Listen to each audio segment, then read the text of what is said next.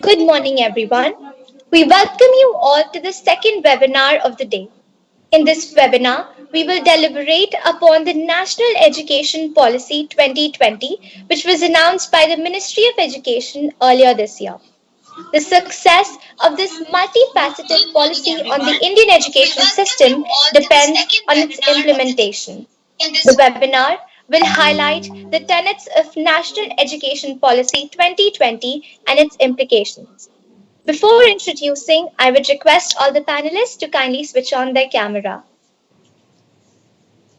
Our first panelist for this webinar would be Dr. Poonam Batra. Dr. Poonam Batra is India's leading elementary and teacher education academics with over 25 years of experience in teaching, research, training, management, and consultancy. A professor of education at University of Delhi, she has co-created the framework for the Bachelor of Elementary Education and awarded with the prestigious National Jawaharlal Nehru Fellowship for research on teacher education and social change. Professor Batra has also co-authored a number of key educational policy documents. We welcome you, ma'am. Next, we have with us Dr. Payal Nagpal. Dr. Payal Nagpal holds a PhD degree and is currently teaching English literature at Janki Devi Memorial College, Delhi University. A theatre person and literary critic, she has authored books and presented papers in national and international conferences. Greetings, ma'am. Further, we have Shashank Pandey.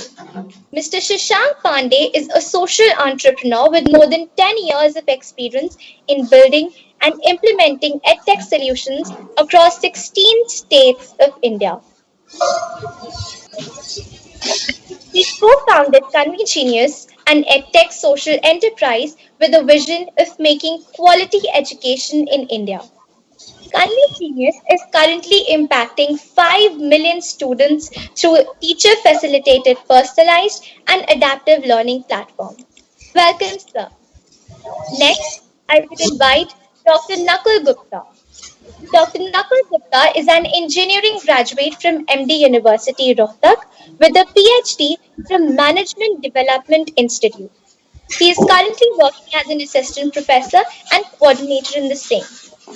Dr. Nakul Gupta has been decorated with many national and international awards of merit, like the International Climate Champion 2009 and Brightest Young Climate Leader 2010. Selected by the Google to be a part of User Summit and Earth Engine Mini Summit, he has also been selected by UNICEF to be a mentor for blockchain and financial inclusion events called Surge. We welcome you, sir. Now, I would like to invite the moderator for this webinar, Ms. Kanika S. Kovi, Vice Principal DPS Rohini. She has a teaching experience of almost 30 years and is an MA English topper from Calcutta University. Ms. Kovi considers herself a scholar gypsy who loves to learn. Passionate about experiential, value-based learning, she has spoken and written about the need for extensive teacher capacity building. Awarded by NPSC, she has been the ISA coordinator for BCL, pilot project leader for Ramakrishna Mission's Awakened Citizen program, and UNESCO's Action for Equality program in our school. We welcome you all. I request Ms. Kanika S. Kovi to initiate the webinar. Thank you, Shreya, and welcome all of you. Dr. Batra, if you could have your video on. Dr. Nagpal, Dr. Gupta. It's easier to have a conversation, a dialogue when one can see each other.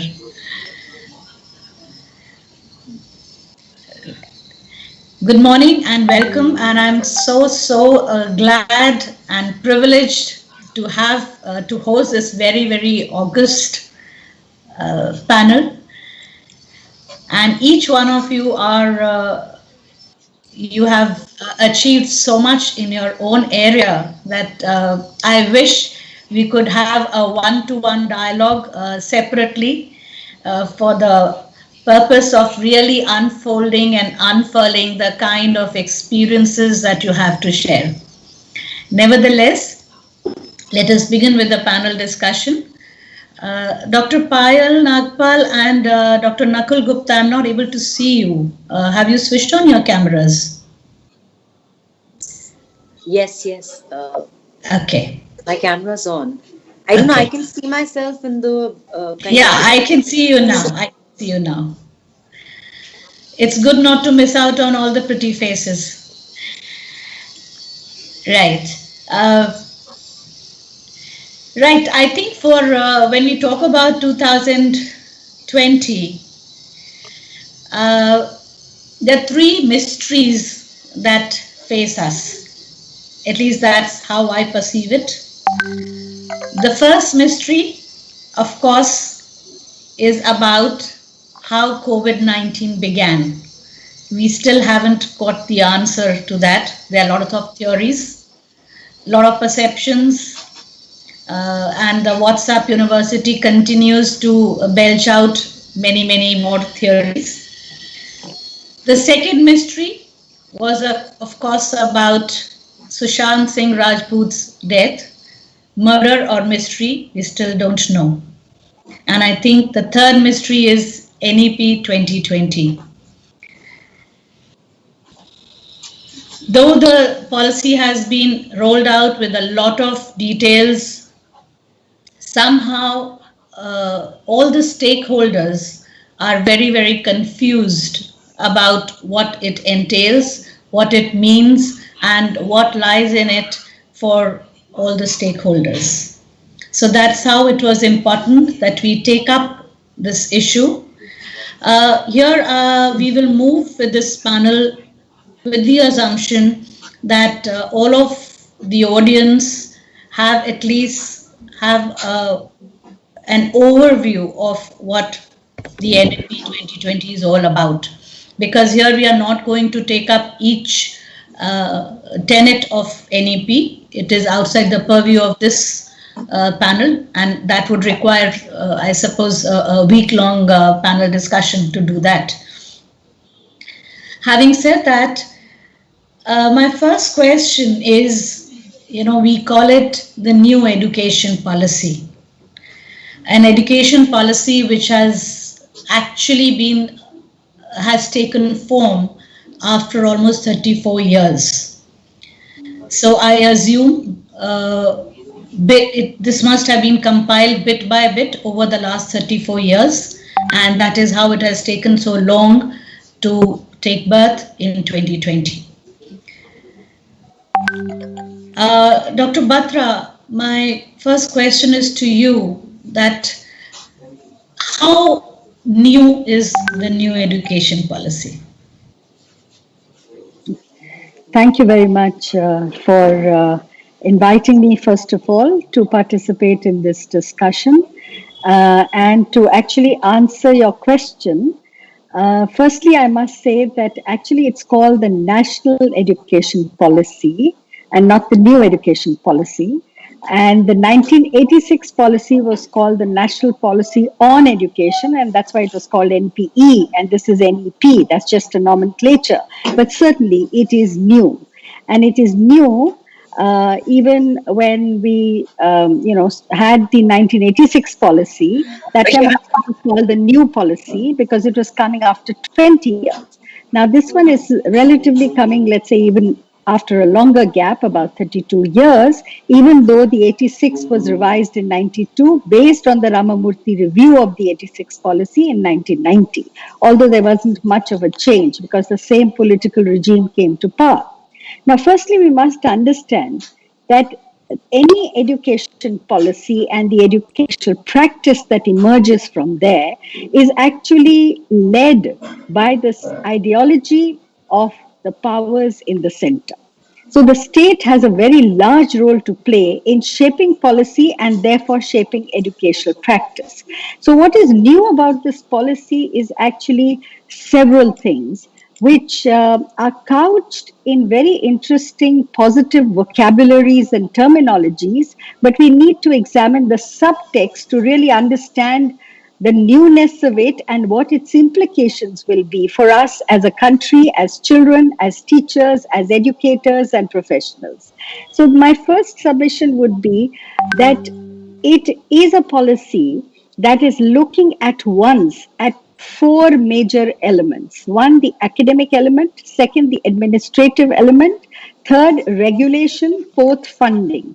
And in terms of all these, it is setting up national level bodies that will literally bring about what has been the major slogan of this government is one nation, one kind of everything. So there is an attempt to uniformize not only regulatory procedures, which may not be a bad thing to do because we do need good regulation, and to regularize accreditation, which is also fine, unless, of course, we are able to take into account local specificities, regional specificities, and the diversity of the country. But nowhere in this policy is even the term diversity mentioned in any meaningful way. The third is funding. Now, funding is actually at the moment happening through various measures in schools and in colleges, higher education centers. But they're proposing a structure that will regulate that funding very centrally. And in fact, the role of the political executive is very large in this new, and that is the newness of the policy, which is disturbing. Till now, we've had an education policy with very high bureaucratic interventions possible and bureaucratic control. Today, the bureaucratic control is going to shake hands with the political executive. And the politician is going to have a much bigger say in the education of this country, which is, I think, disturbing, and we must look at it very carefully. The other aspect is that very rightly, the policy talks of learning crisis. No doubt that several of our national surveys done by either NCRT or by the education initiatives or ASAR, Pratham, etc., are telling us that our children are not really learning very well and that there are lots of major gaps in very basic elementary literacies of numeracy and reading, writing, etc. So, in that sense, this is a valid concern of the policy, and the newness of it is the thrust that it tries to place on this. But the problem with the policy's thrust is that it seems to be suggesting, and this has to be understood when you read the 66-page document along with the 400-page document of the 2019 draft that preceded this, and it's trying to actually push all the children who are not able to learn into a frame of calling it the bulk of remedial kind of children, which means that the onus of learning or the onus of failing is being pushed onto the child as if there is some kind of a lack in the child, and the onus of enabling that lack to be fulfilled is being pushed on to the community. So, for example, the policy suggests that we will have socio-economically disadvantaged groups, which is one basket in which there'll be not only disabled, not only SC, ST, OBC, but all women,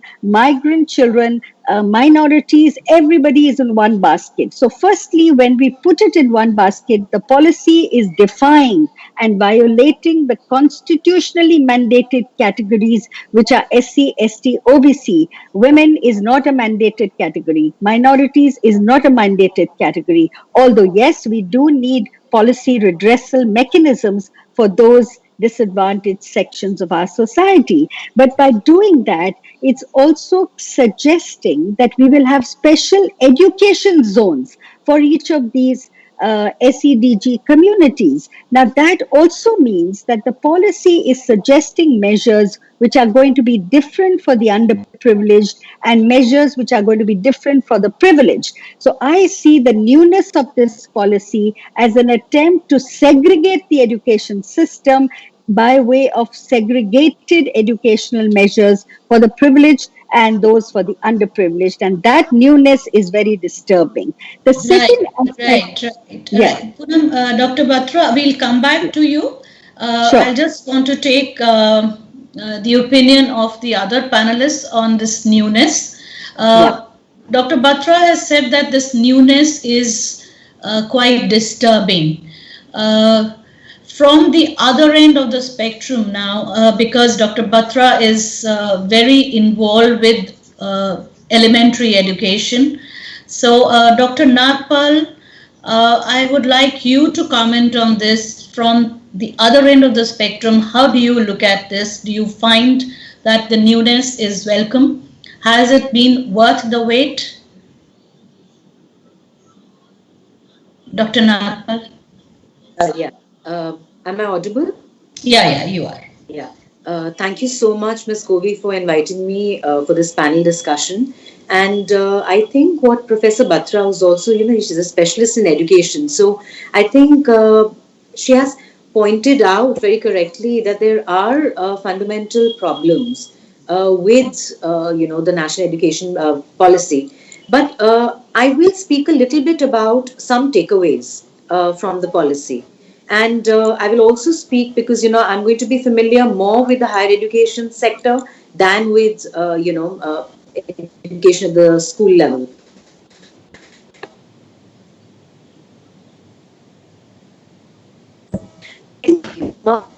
Point that not depend Uh, policy event I think, scope within the policy. Uh, am I audible? Is there a yeah, there was a bit of a disturbance in between. Now it's okay. all right? So, I think one of the basic takeaways is that it lays a lot of stress on what it calls kind of looking at the higher education sector and instilling constitutional values. I can hear some disturbance. Is there an issue with the audio? I can't make out. There's a bit of lagging from your end. Not.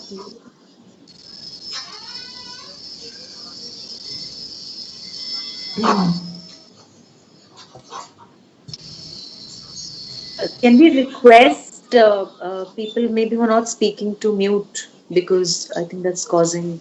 Yeah, yeah. I think we'll switch on the switch off the camera also. That might help.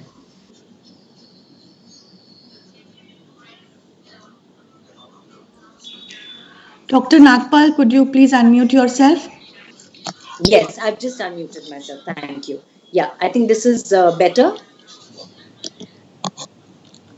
So Yes, I ma'am. was Yes. So I was just saying that there are some fundamental takeaways also from this policy, and I'm just going to talk very briefly about two or three important things. One, the stress on constitutional values, and I think we need to, if it has been used in the policy, I think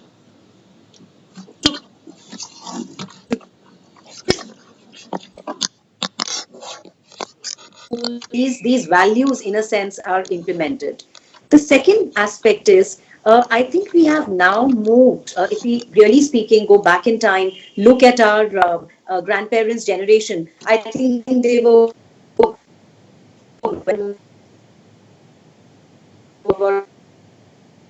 three different languages, right? So apart from let's say English, and now it's just come down to practically being bilingual, which is also not the situation in some cases. So I think it gives you an opportunity to actually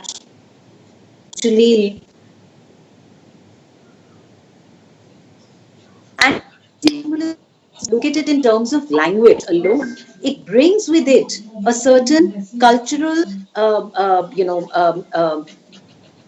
back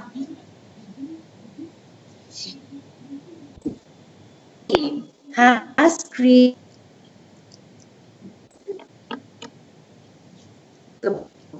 of a multidisciplinary. In the last 10 years we've been talking about an interdisciplinary approach from interdisciplinary approach. We have now moved into a multidisciplinary situation where we are looking in the higher education sector, at least, we are looking at the possibility of, kind of allowing the students to find their feet, and to understand what it is that they want to do, and of creating more opportunities so that, if they want to kind of branch out into research, they can do that. If they want to move into, let's say, a vocational career, they can think about that. So there is, and I think this somehow also, I would like to mention that at the college level, uh, what we have is called the choice based credit system at the present moment, which brought in two things. One, the element of choice, and the second, credits being allocated to students for the courses that they take up. So I think this is something that has been kind of developed further. And where I agree that there are concerns, policy, a lot is going to depend on the way in which it is implemented. Are we, are we able to kind of pick up the correct things from the policy and build it up in a manner that our existing system kind of can be developed into a more robust and a system that provides, I think, greater choice to the students. I think that would be, a very good takeaway from the policy.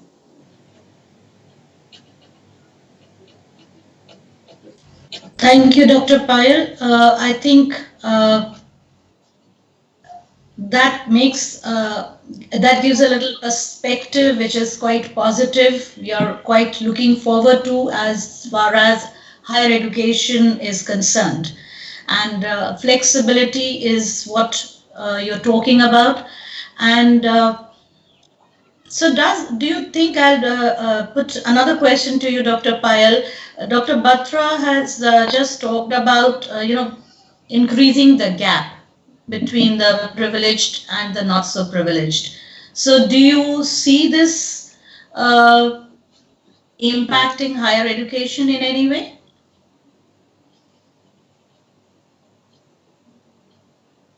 Well, at the moment, I think the policy in its existing form does not kind of, really state anything about it. So my assumption, and I'm just saying this is an individual opinion, my assumption is that, we already have a proper reservation system in place, and so we obviously continue with that reservation system, and giving equal opportunities to everybody, and kind of bringing everybody on the really speaking same level, and kind of ensure that there are opportunities that are given to everyone.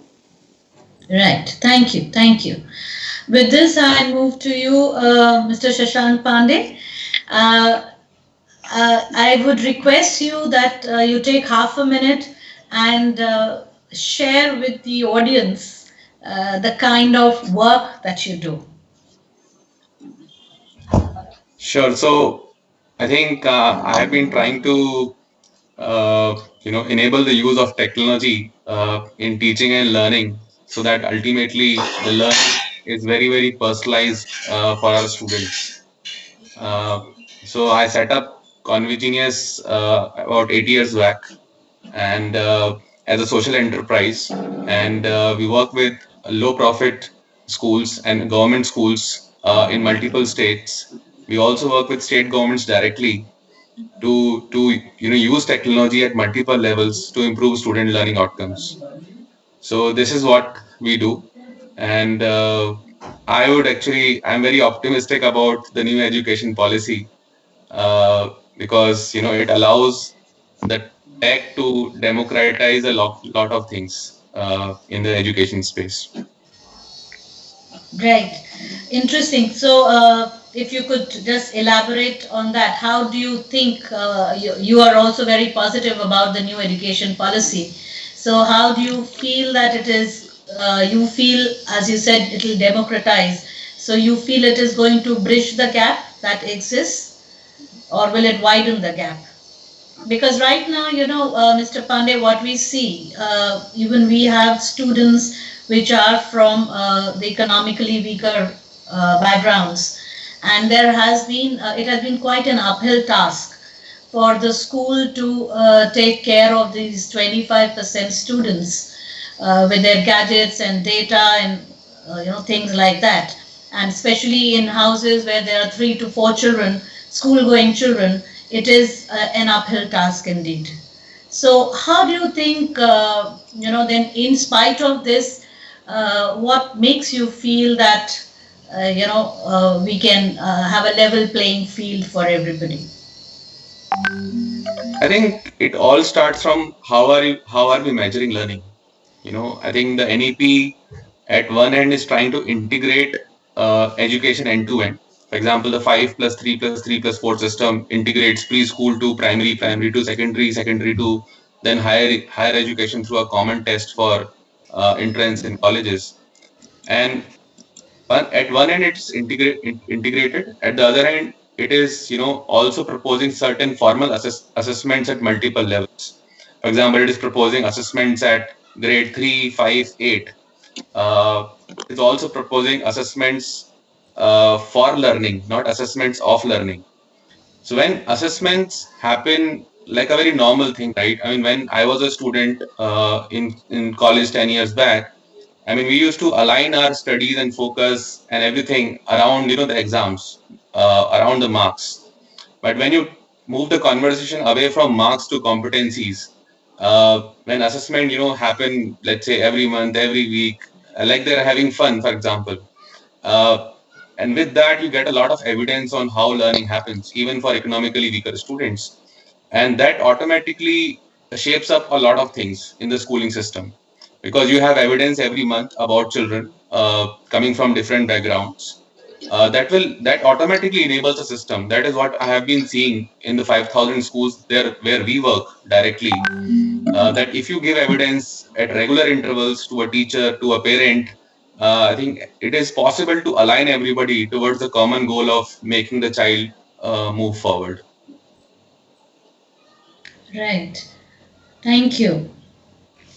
Can we have Dr. Gupta on board now, please?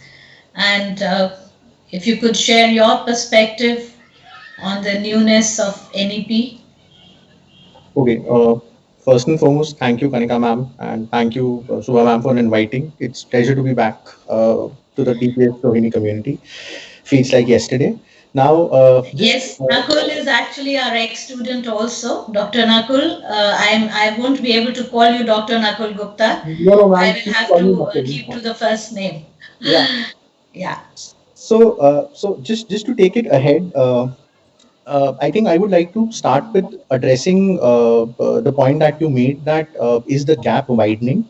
So I think, see, as a policy maker in my current role, I work a lot with the Ministry of Education as well as Ministry of Finance and Ministry of Skill Development. What happens is you need to understand that policy makers give a strategic direction in wherein different stakeholders have to take a particular thing ahead. Now, herein it's education. So what Dr. Batra and what Dr. Payal and Dr. Nagpal, sorry, and what Shashank have mentioned, it's perfectly right. But we also need to understand it from a larger picture, that uh, having a nation of 1.3 billion people and a policy wherein the gross enrollment ratio is actually decreasing as we move ahead, we progress from grade 3 to 5 to 8. What is happening is that national education policy is trying to address the delta in the dropouts.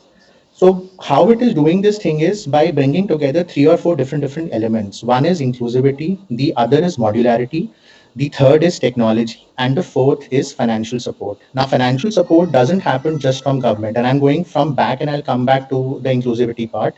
Financial support happens with both national and international partners, wherein national can be split into, I'm right now talking about the state instruments, be it central government, be it state government, and be it special bodies which are made. Then we have funding agencies, and then we have edtech entrepreneurs like Shashank and others. Now, together, they are there to help in what we call as the financial capital. Then we come to the infrastructure capital. That's what NEP is now doing. Infrastructure doesn't here only means specifically about the physical infrastructure, but we are also talking about the cognitive infrastructure, the knowledge infrastructure, as well as people infrastructure. See, training the people who are actually going to shape the students who are going to be the future of our country and the globe, if you have to say, this is an important element of NEP which has been well addressed. How it is implemented on the grassroots level is something we can debate and discuss, but that is something that we should be really, really cognizant of. And then comes the knowledge capital per se, right? So it's infrastructure, finance, knowledge, inclusivity. If you look at the 66-page document which was being mentioned, which has been recently ratified in July 2020, now you'll have a look, and one will be very careful to even note that special focus has been made to things which were erstwhile neglected. And that is why, to be very honest, both personally and I mean, in my professional opinion, what I see is that NEP is a guiding policy for a lot of other triggered policy changes which are going to follow in the next decade, decade and a half. Now, it is not only just an inward looking policy, but it is also an outward looking policy, because in India, we look at DICE data and data which is collected using NSSO to gauge how perhaps we are doing in terms of education.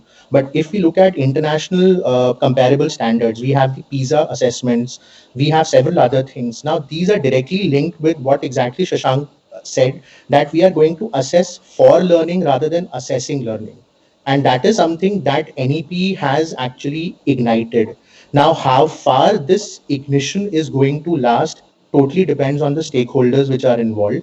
So, therefore, personally, I think it is a very welcome step. And yes, one important thing which I forgot was the modularity. Now, a lot of times when you look at this widening gap of the haves and the have-nots, and particularly in a family, if you're talking about, let's say, an economically not so good, having 3 to 4 people who are actually going to study, a lot of times resource crunch is something which basically forces them to prioritize who will get to learn and who will not get to learn. But if we have a modular part wherein we can come in the education system, leave it, and then rejoin it again where we have left, is something which is very, very important. So I might have started something which was there at a K-12 level. Now, because of some personal emergency, I have to forego that particular thing at maybe 5 plus 3 plus 3 at level.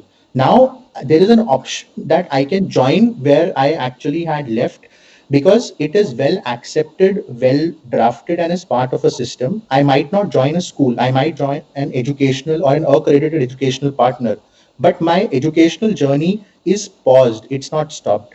And this is what modularity brings into the picture. Second thing is that it also offers a lot of, so to say, options to a lot of people in terms of where to get the learning from and in what manner, right? So therefore, rather than just following one common perspective towards things, you can actually decide what you have to learn and from where you have to learn.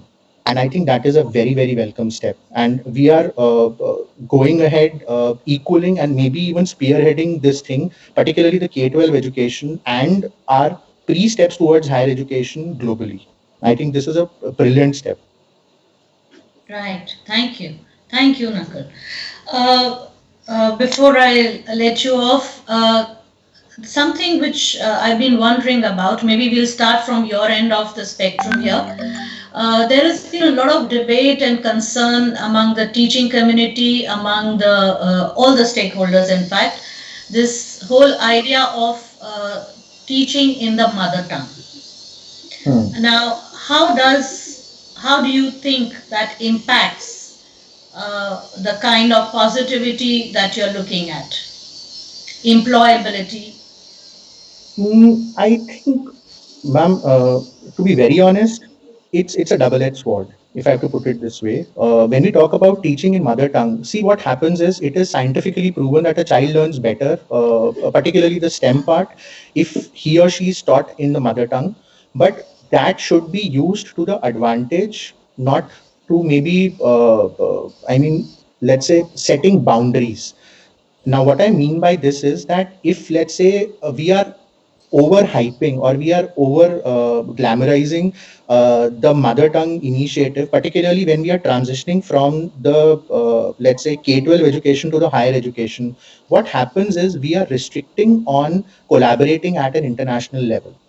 Now, so I'll just elaborate on this thing. See, if a person is more comfortable in talking or maybe interacting or expressing oneself in the mother tongue, it might sometimes take a toll on their ability to have or establish a common platform or a ground when communicating and interacting with people from different geographies, and herein I mean international geographies.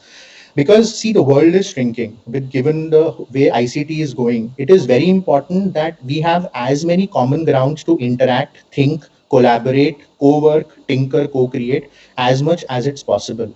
So I think taking the pros of learning and development by being taught in mother tongue should be, let's say, much more focused on the foundational level.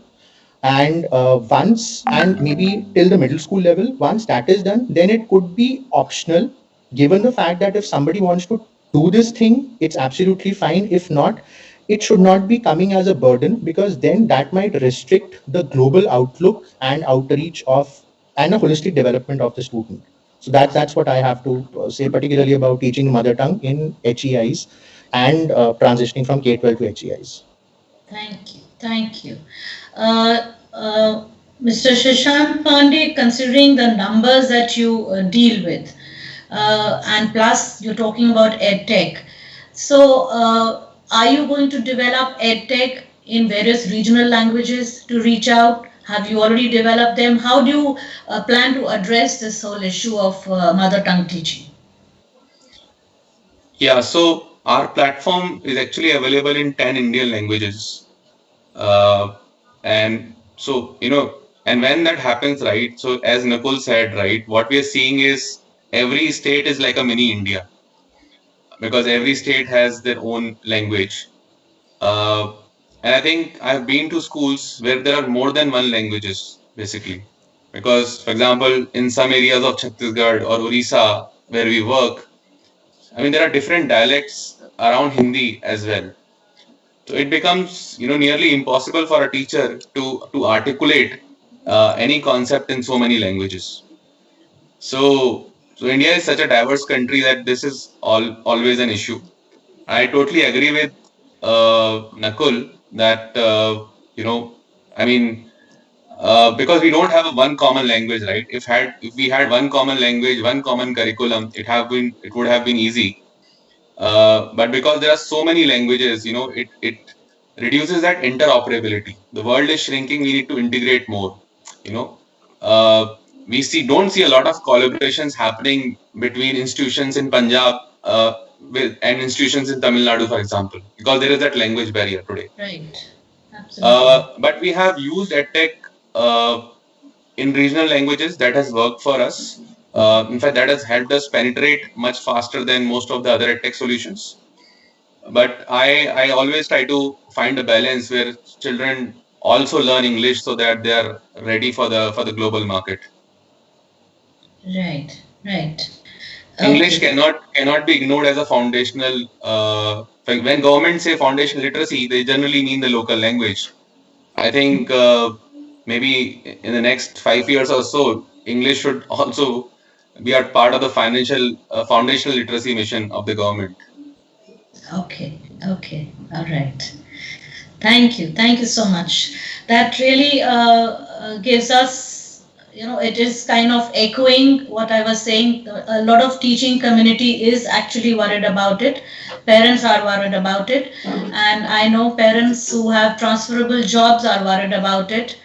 That, once they move from one state to the other, one region to the other, how do the children cope up? Apart from other, issues of adapting to a new environment, a new third language now to be taught in a different medium of instruction is going to be very, very challenging. Dr. Batra, what would be your take on this?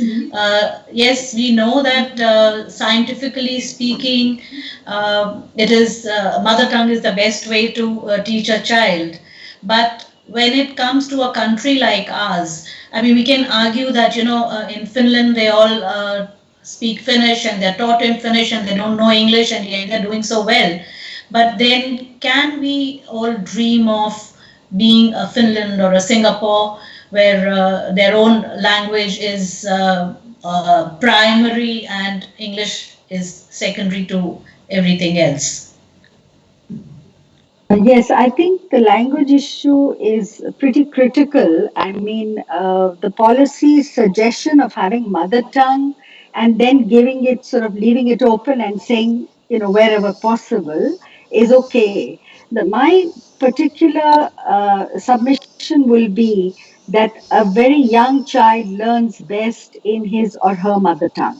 And therefore, that's an important idea. But what is a mother tongue for the child of India that lives, in such a vast, diverse country? So we can't even pin and say this is the mother tongue or this is the first language. That is the challenge we have. But wherever possible, for example, for tribal children, we never talk about the tribal languages as mother tongue. Why don't we do that? So it is a challenging thing.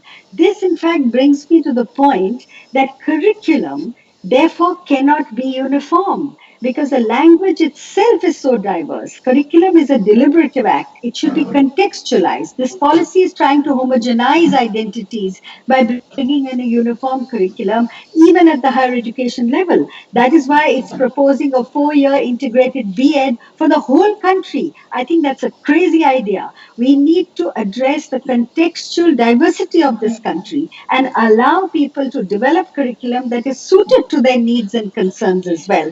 So, for example, when we talk about assessment for learning, which is a very important point flagged by two speakers, but can you ever have assessment for learning by big data banks or by PISAs and high stakes testing? Assessment for learning can only happen by the teacher because the teacher will be able to then tweak her pedagogy or tweak the curriculum in order to enable learning. Otherwise, all that is happening in big scale testing is only assessment of learning. This is a playing with semantics. And I think NEP is one document. It's a classic example of a document, a policy document that actually plays with language. It couches a whole lot of hidden agenda under the garb of very progressive terminology. And yes, you're absolutely right, Nakul, that NEP is actually going to lay out the changes that we are looking at forward in this country if this NEP actually pans out.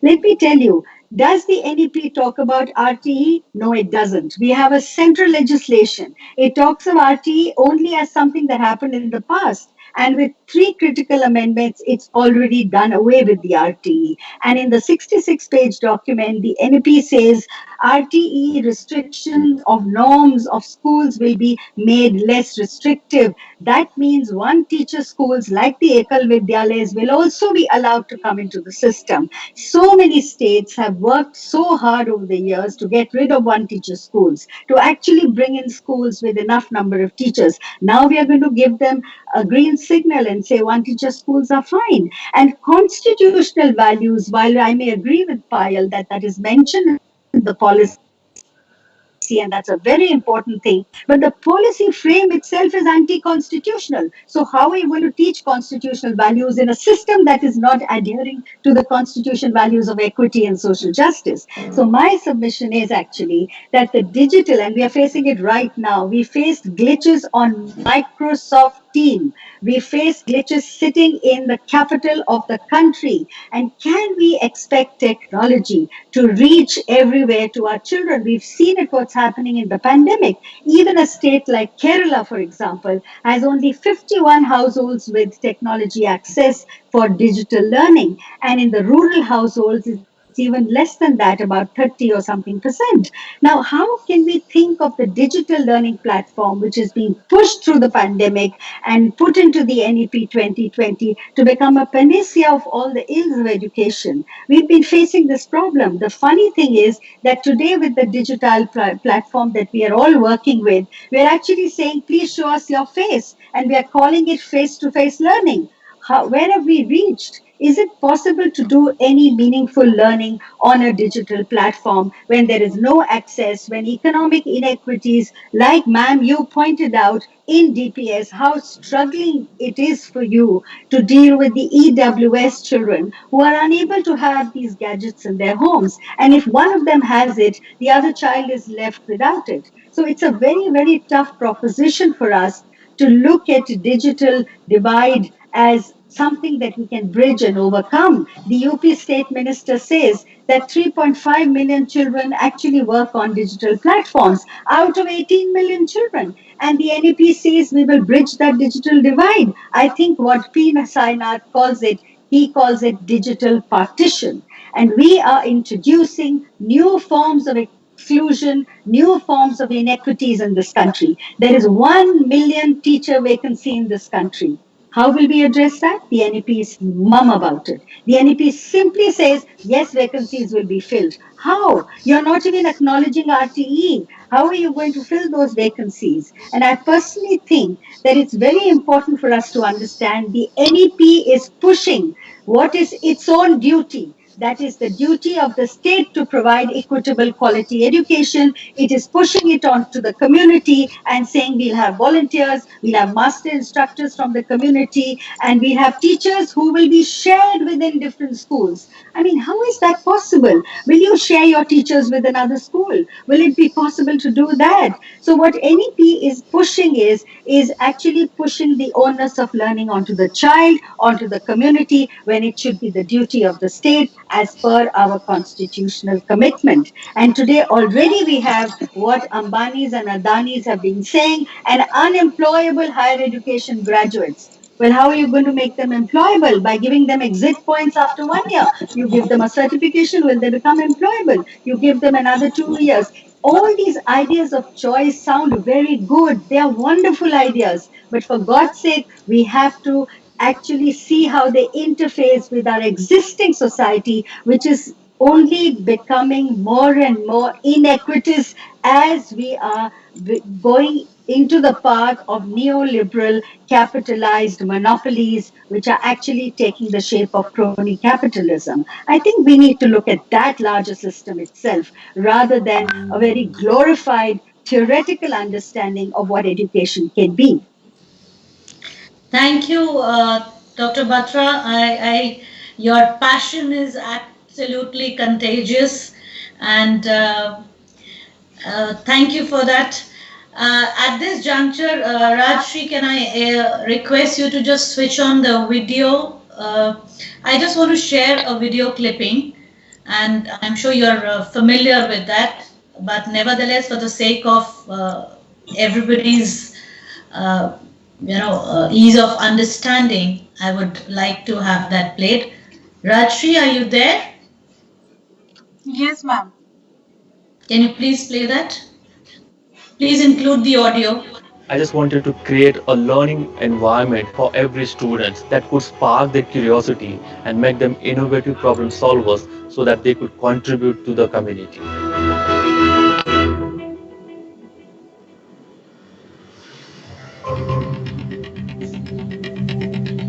The Paritwadi is mostly known for farming.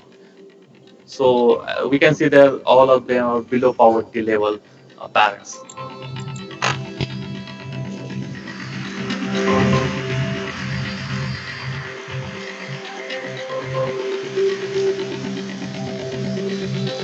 The boys are actually lending the helping hands to their parents.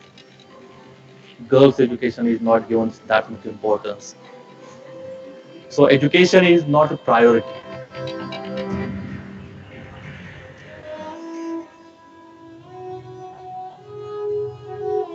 I still remember the day one when I saw the school building and I saw that this is like indifference of a parents looking at the education.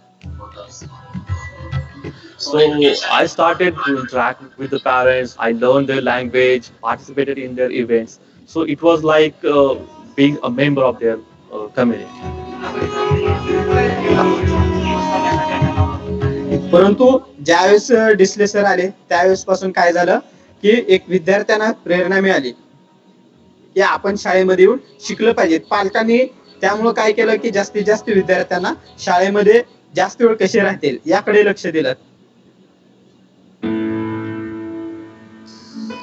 Even though I'm teaching to 12 and 13 students in a class, but everyone is learning at their own pace. I have made some QR codes on the each and every textbook.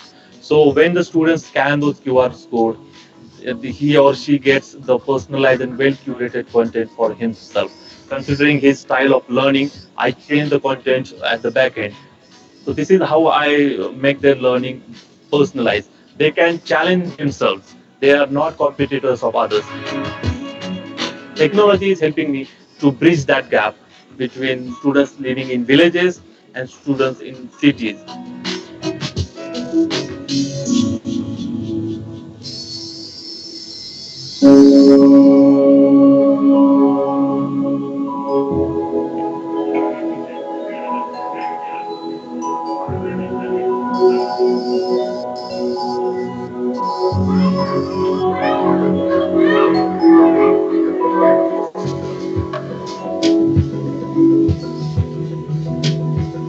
Schools are closed, but still our teaching learning process is going on. Right now, I'm running my online classes from my home. We're using some video conferencing software. So, where my students could join my classes, I just make sure that they are achieving the learning outcomes of a respective class at the end of the every year. मोबाईलवरती class घेत होतो video कॉलवरनं आम्ही शिकत होतो खेळतो मोबाईलवरचा अभ्यास करतो सरांनी दिलेली स्वाध्याय पत्रिका सोडवतो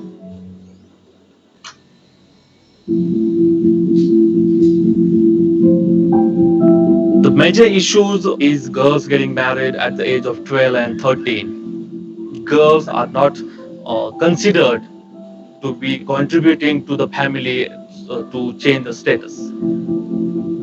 I'm proud to say that in last 10 years, that culture of getting married early age was now completely banned, and I'm very happy to stop that tradition. अनेक मुलींचे तर लहान वयात लग्न लावायचे पण मी आई वडील व रणजित सरांची आभारी आहे त्यांनी आम्हा मुलींना एक आत्मविश्वास दिला Girls' education is more than just getting them in the schools. It's more about feeling safe in the community, in the society. I'm really enjoying my job. I'm being a teacher. Now it's like it's my soul. It's my aim of life.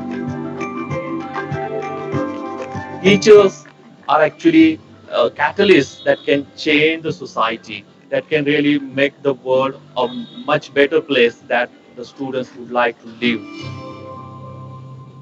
Right. Thank you, Rajshri.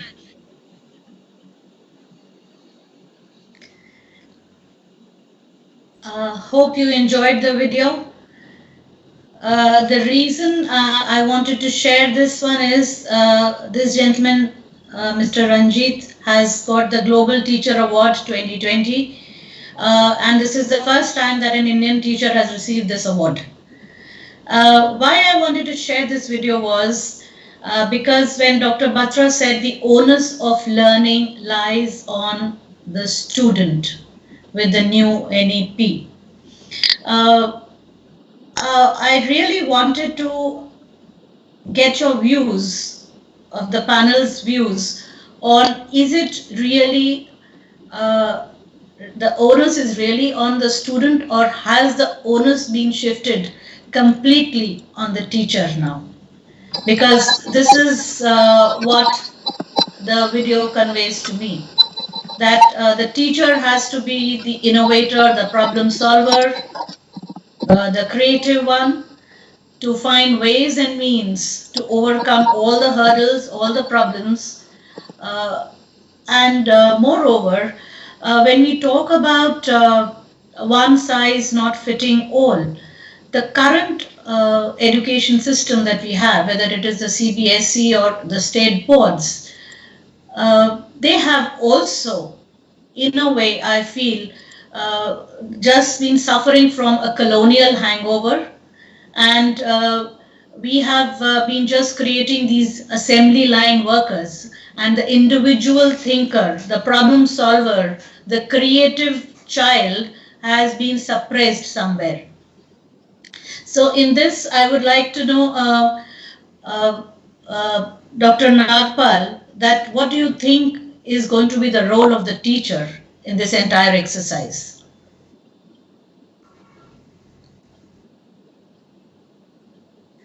Uh, see, under the NEP, the pedagogy is going to change completely. So, where see it can't be a unifocal sort of thing where it's either the onus is either on the student or it is on the teacher. It's not like that, and it's always dialogic in that sense. For us, one of the things I think the pandemic has taught us very clearly is that we cannot shift to a completely online mode. That's really speaking not possible. And when we speak about blended learning, how blended is that learning going to be? What element is going to be the tech element? Because one thing is quite clear, be it the students or the teachers, we need our classrooms. We need to be back there. And the students need their teachers there. Right? So that's Dr. Nagpal, sorry to cut in, but this is a general perception about higher education institutions that students are seldom in their classes or they walk in and walk out of their classes. So, does it really impact the classroom? Does it really impact? Because higher education, it seems, in our country at least, is more self directed, self motivated. I'm sorry I didn't get the last part. Yeah, I said that higher education tends to be more self-motivated, and students often choose to stay out of the classes. So therefore, does it really impact, the pedagogy or a physical classroom? So I'll just address this in a very very give a very simple answer to this. See, right up to I think pretty much all of the 90s and the first part of our entry into the 2000 the 21st century.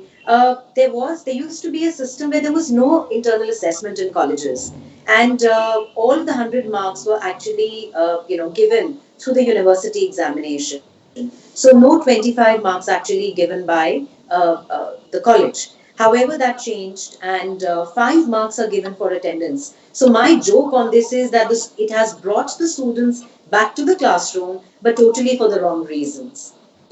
Students are now. I must share this that I teach in a women's college, and students are there in full, and there's full attendance. They're there all the time. So it's those 5 marks actually that have kind of brought the students back to the classroom. And according to me, that's really speaking not the correct reason. I think prior to this particular mode of assessment, when we had a very, very liberal, very, very flexible sort of system under which I also studied, I graduated from Hansraj, and it was like that.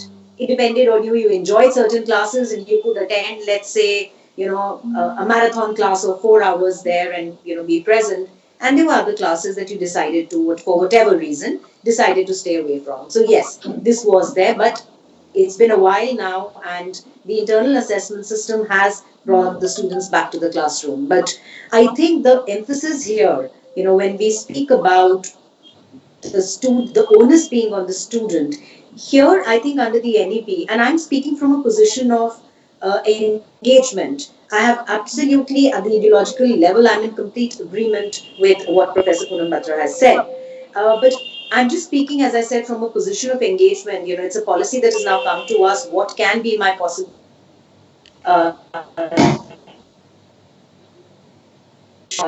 constitutionality being spelled out, and the framework really speaking kind of diluting it. So I would say that when we really speaking look at what we can take away, I think the element of choice is one that is given to the student, where I think designing his career is something that is the onus of it is going to be more on the students in that case. But I think what we really need to keep, and that will again depend on how it is brought in and how it is implemented, how these courses are then going to be taught. Because with the NEP, one thing is certain, you need a new style of pedagogy. That much is clear.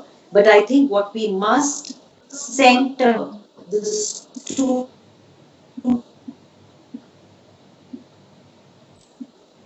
that whether there is space for it or not, we have to create that space, I think.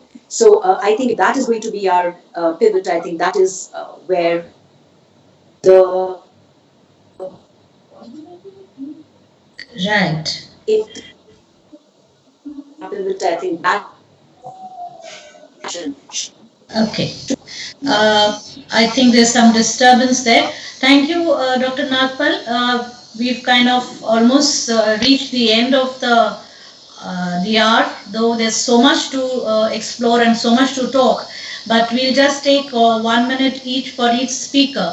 And Nakul, we'll start with you. And how do you see, and what is it, how to overcome the roadblocks that we have talked about, and which is a major roadblock in the implementation of this policy, and how do you think we can overcome that? 1 minute, Uh, please. yeah, sure. Thank you, ma'am. So I think, ma'am, two things herein are important. One is collaborative decision making, and the other is use of technology. And I think both of them should be targeted at what we call in education the two sigma problem, which basically means that when we give a student personalized education plus formative assessment together. Now, this basically helps in bringing about better learning results, which is on an average 2 sigma, that is 2 standard deviations better than an average class which was doing before it. Collaborative decision making between stakeholders, the government, international funding agencies, edtechs like Shashank, as well as existing educators and parents. Second is when we talk about technology.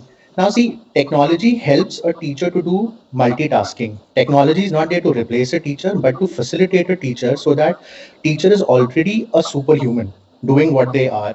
We want to make them a superhuman. So we are just amplifying their reach, we are amplifying their magnitude, and we are amplifying what is called their magic touch. Now, things like augmented reality, artificial intelligence, essentially are empowering teacher to help more people both quantitatively and qualitatively better. So I think a full blown use of technology, particularly emerging ones, and plus collaborative decision making with I think partnership which are very strategic, laser point focus involving most of these decision makers together is going to help us in better implementation and absorption of what NEP 2020 has basically ignited. So that's my bit about it. Thank you. Thank you. Shashank Pandey. Yeah, I think we were discussing about the digital divide. I Yeah. want to discuss about the digital union here. I'll Okay. so what I mean, as one of the panelists said, right? I mean, it's very difficult to reach out to EWS category students. What we have done in the last few months is basically use asynchronous methods to reach out to those students.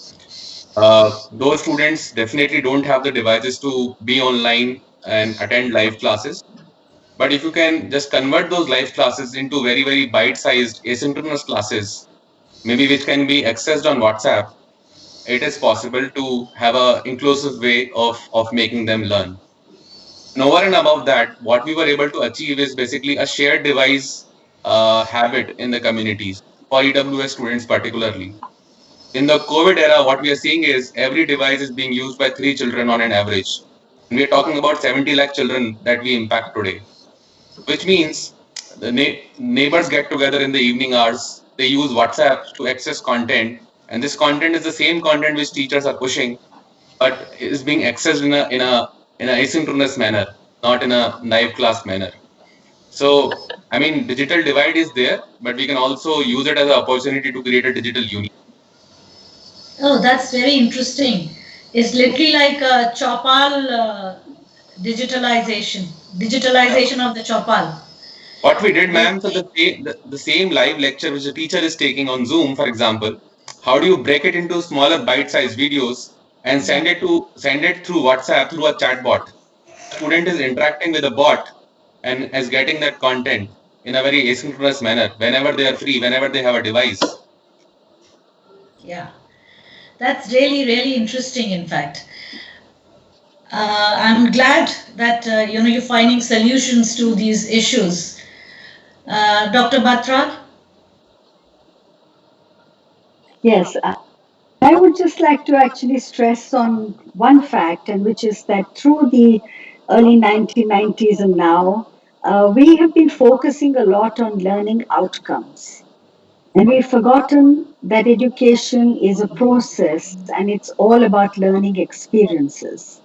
Because learning outcomes do not guarantee the kind of experiences that students have, whether sitting in a higher education class or a primary school class. So, my submission is that education is not about learning outcomes. It's a much wider purpose. It has social purposes, it has cultural purposes. And teaching itself to me is a social practice which cannot be achieved through any amount of digital platforms. No doubt that technology can be very powerful and it can be used very powerfully. But to my mind, it is very useful to use technology as a supplement along with real classroom teaching and largely for teachers. I think it's a great idea to use technology to professionally support teachers. But I'm not sure whether we can substitute the idea of learning outcomes, and shift it completely from learning experiences. Curriculum is not inside either a module or a textbook. Curriculum is co-constructed along with the students and the teachers dialoguing. So for me, teaching is social practice and curriculum is social dialogue. And let's not lose sight of that. Absolutely, absolutely, very well said. Thank you. Well, I think the debate can go on, the dialogue can go on. Maybe we can make another day, another time to take this forward. But yes, the problem remains, there's a choice between equity or equality. What is it that we want? There will always be, some of us who feel equality at any cost, but then there are others who feel yes, equity has its own virtue. But they So, don't have to be pitted against each other. yes, yes, absolutely. And but yes, with the number of the kind of population that we have, and the other day I was reading some research paper which says that the human mind can actually think about a single issue, about a single problem in one, add 10 more zeros. Now I don't know how to say that. Maybe Nakul can translate that for me, whatever that figure is, that many ways. A single issue can be perceived in that many different ways. So, yes, definitely one size can never fit all. Similarly, I think NEP 2020 also cannot fit everybody, cannot address all issues, everybody's problems. It obviously one policy cannot cater to everybody's needs. Millions of people that we have, hundreds of dialects and thousands of cultures that we are teeming with. But nevertheless, we have a starting point. At least we have a dialogue around education. I think that is the biggest takeaway from NEP 2020. We have not been talking about education with this kind of involvement, this kind of engagement for a very, very long time. Thank you so much for gracing this occasion. And as I said, I mean, there were hundreds of questions on NEP from various audience, but I hope we have managed to address most of them. But we'll have to take another day to actually just answer those questions and take every clause bit by bit. Thank you so much. Thank you. Thank you, ma'am. Thank you. With this, we wind up our second webinar of the day. I express our sincere thanks to Dr. Poonam Batra, Dr. Payal Nagpal, Mr. Shashank Pandey, and Dr. Nakul Gupta for their detailed analysis of the National Education Policy. We also thank Ms. Kanika S. Govi for moderating this webinar so gracefully. Everyone is requested to fill the feedback form available in the YouTube chat and the Microsoft Teams chat as well. The third webinar begins at 12:30 p.m. So we request you all to join us by 12:25 p.m. for the same. Thank you. Thank you.